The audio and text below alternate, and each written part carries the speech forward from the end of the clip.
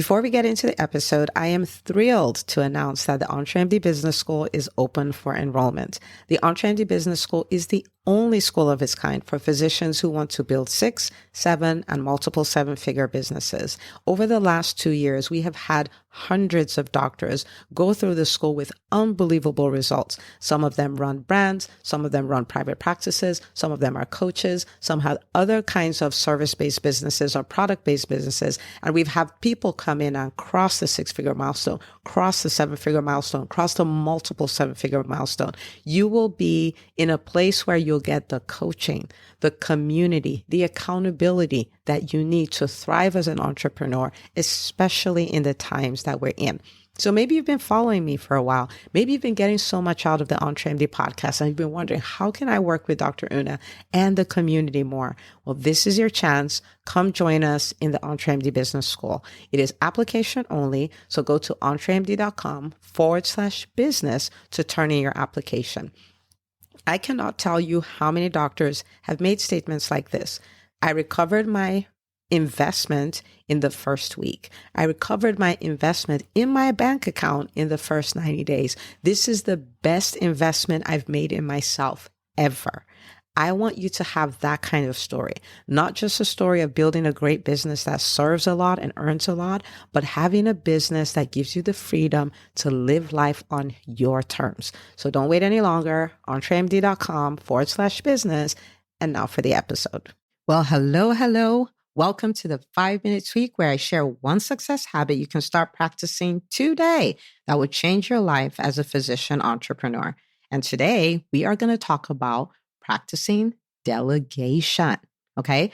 So I don't know about you, but delegation has never really been a strong suit for me because I learn quickly and there are a lot of things I can do. And sometimes I'm like, the time it will take me to teach somebody how to do something and give them feedback, I would have done it 5 times over. And I know if I was talking to you at a coffee shop, your head would probably be nodding like, yeah, Dr. Una, I totally feel you. And I have the same issue. So let's talk about this, okay? First of all, I just want to point out that not delegating is super expensive, okay? I want you to think about yourself as a physician, think about your hourly rate. And then I want you to think about you as a CEO of your company and your hourly rate. So most of the time, you are the most expensive person on your payroll, right? Most expensive person. And if you think about it, you would not pay you to do a lot of the tasks that you do. Right? Because you're like, I would never, like if you're $350 an hour, let's say your hourly rate is $350 an hour, and it took you an hour to make a flyer. You guys know I always talk about this Canva flyer, right? It took you an hour. The question is, would you pay somebody $350 to do a flyer on Canva? The answer is absolutely not. Like, what are they putting on it? Gold, right? But the thing is, every time you refuse to delegate, that's what you're doing. Now, that's at that level.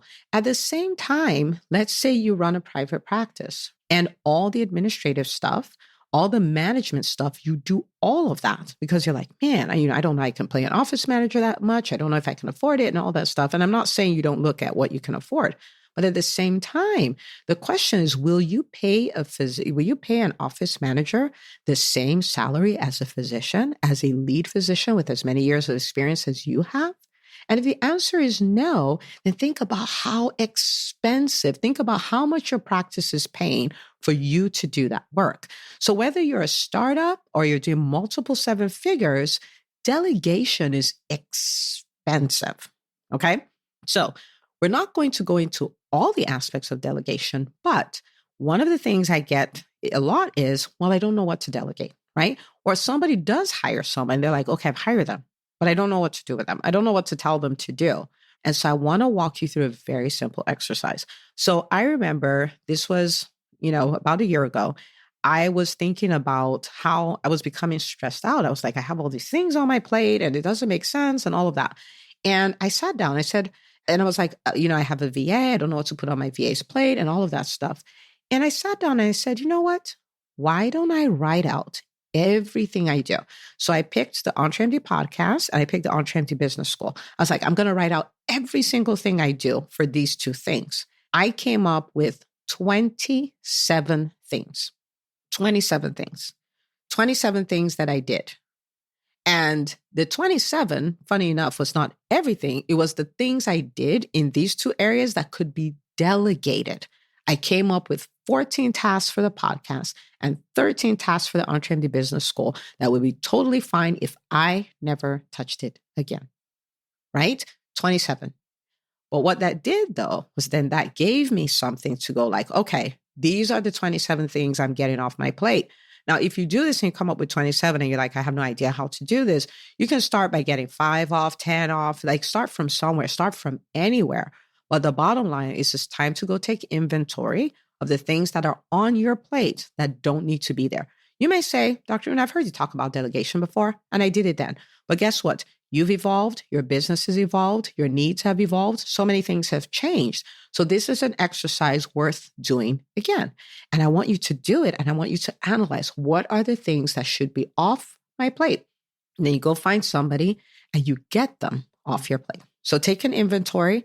Practice delegation. It is a muscle. The more you do it, the better you get at it. The more you do it, the more time you free up, the more you create space for you to serve more and earn more and all the great things we want to do in business. So go do that and let me know how it goes. Okay. So, well, there you have it. Now, remember, you are part of the EntreMD movement, the movement that disrupts the healthcare space. So do not keep this to yourself. Share it, and I will see you on the next episode of the EntreMD podcast.